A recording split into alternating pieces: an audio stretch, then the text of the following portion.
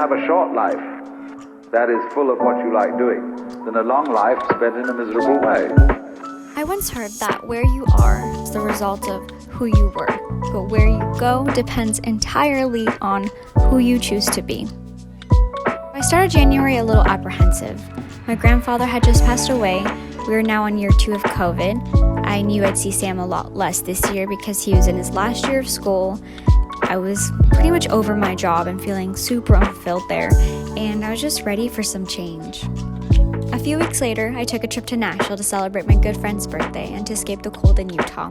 Nashville had been on my bucket list as something I wanted to do in my 20s, so I was glad I could cross that off at the start of the year.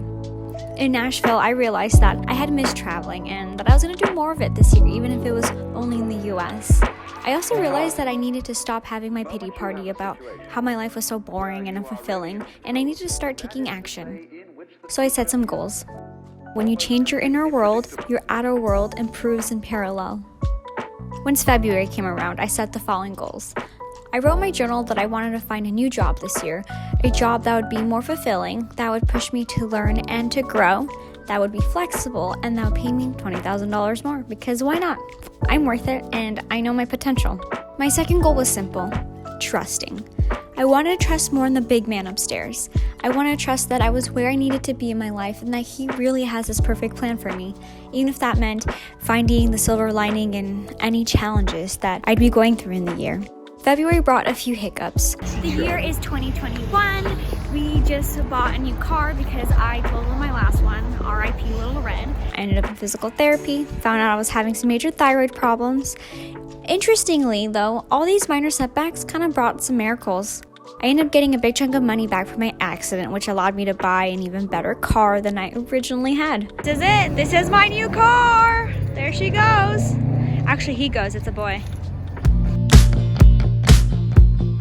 March consisted of a lot of alone time. Even though Sam was really busy with school, I made more of an effort to make my alone time a more positive experience.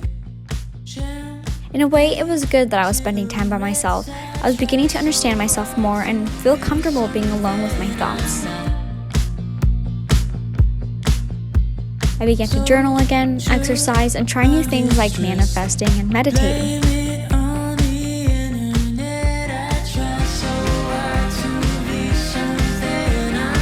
April started off with a solo trip to California. When I came back, I had a huge decision to make. Sam had just told me that he had been offered a job in DC working for the Senate. He was a little unsure of the decision because it would mean us moving and starting from scratch. As much as I didn't like Utah, Utah was where all our friends and family were at. Utah feels familiar, but at the same time, moving is so good. It allows one to grow, plus we'd be crazy to pass up the opportunity of living in such a cool city.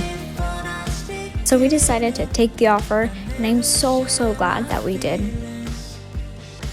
The end of April ended with us celebrating his graduation from BYU and our 2-year anniversary.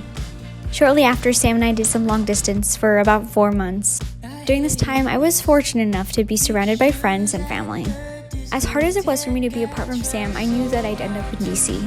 I was going to find my dream job out there, and I knew that it would all work out. I just needed to stay positive and keep moving forward. Weirdly enough, this was one of the most fun summers I've had. I went on so many adventures with my friends and family. I turned 27. I went bobsledding, caught my first fish.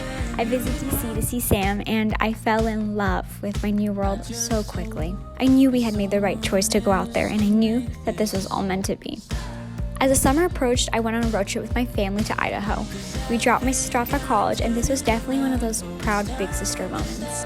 A week later, I said goodbye to my work and said goodbye to my friends. I packed up my car and began my cross-country road trip. The road trip wouldn't have been possible without my grandma, though. That woman drove the entire trip and kept me laughing the entire time. When I saw Sam, my heart practically jumped out of its chest because I was so happy to see him. We were finally reunited for good. These last few months, I've been learning to just put my roots down. I don't know how long we'll be here or how long it'll just be me and Sam, so in the meantime, we're trying to enjoy this phase of life and soak up every bit of it. This year proved to me that there really is a perfect plan for you and me. It's just never in the way you expect it to be. I learned how to rely on God and how to ask for help when I needed it. Also, good friends and family make all the difference. Yes, in 2021, there was burnout, anxiety attacks, spouts of loneliness, fear, rejection, and all the other heavy feelings that are a part of the human experience, but there is also joy, excitement, surprise, satisfaction, success, and peace. As 2021 comes to a close, I'm left with a feeling of awe. I'm exactly where I need to be, and I have everything I need to be happy. Having a positive mindset and developing grit opens you up to new opportunities and discoveries. As I go into this new year, I hope to continue to find gratitude in who I am becoming. Smash that like button, pound that subscribe button, follow this channel. You already know what it is. Welcome to my YouTube. This is Sydney Nicole. Smash that like button.